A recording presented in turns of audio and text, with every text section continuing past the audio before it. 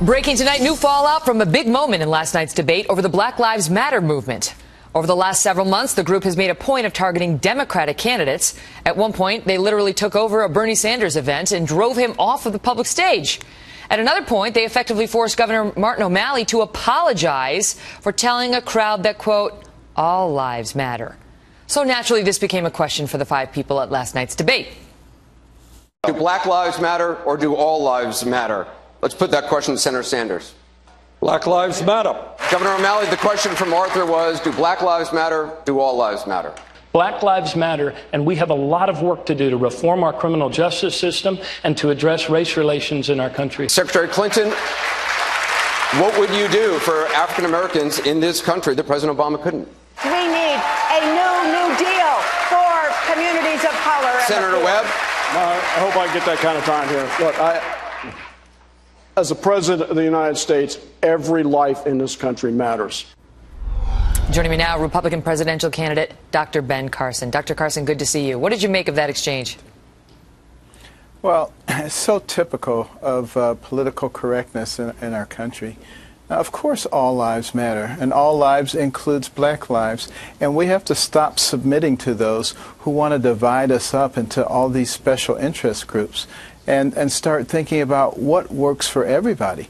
And, you know, there are a lot of policies that this administration has embraced that hurt black lives, that hurt all people who are in the underclass.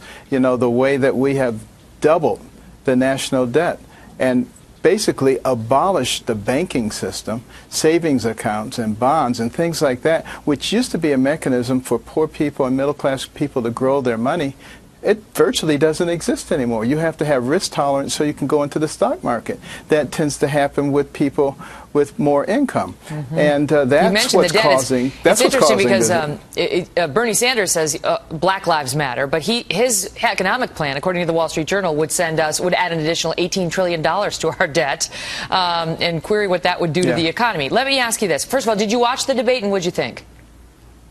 I watched most of it. You know, I kept falling asleep, but you know, when I woke up, I would see parts. You did not find it particularly exciting? Well, I'll tell you what was interesting was that the candidates really seemed to pretty much embrace the philosophy of the current administration. And it is that philosophy that has led us to this very dismal place. I don't think most people think we're moving in the right direction. And it sets 2016 up for a magnificent time in the world of politics, because we will be able to contrast a system that is of for and by the people with a system that is of for and by the government, and for big government spending. And we will be able to explain to people, you know, what the national debt means, what the fiscal gap means, and how this is a house of cards that's about to collapse. And when people come around and start talking about free college and free phones and free this and free that, it is not free. And we'll be able to explain in depth to this to people. And unless you're not very bright, you'll be able to see what's going on. What did you make of the attacks, you know, on the 1% and the billionaires? I mean, we teed up the following, because listen to the difference between these two men and the message Ronald Reagan brought to America versus what we heard from Bernie Sanders last night. Watch.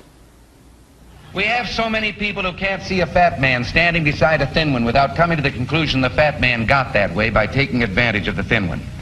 So they're going to solve all the problems of human misery through government and government planning. It is immoral and wrong that the top 1/10 of 1% in this country own almost 90%, own almost as much wealth as the bottom 90%.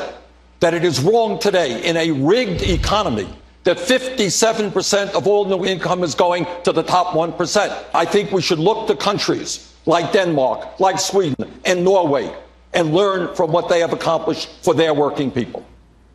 Your thoughts? Well, some of the individuals who want to fundamentally change America make the point that you must always keep class warfare on the front burner and appeal to, you know, the baser instincts of jealousy. And this is ridiculous. You can take all the money of the top 1%, and when you look at our fiscal gap, which is over $200 trillion, and you apply all the money of the top 1%, you're not going to get very far.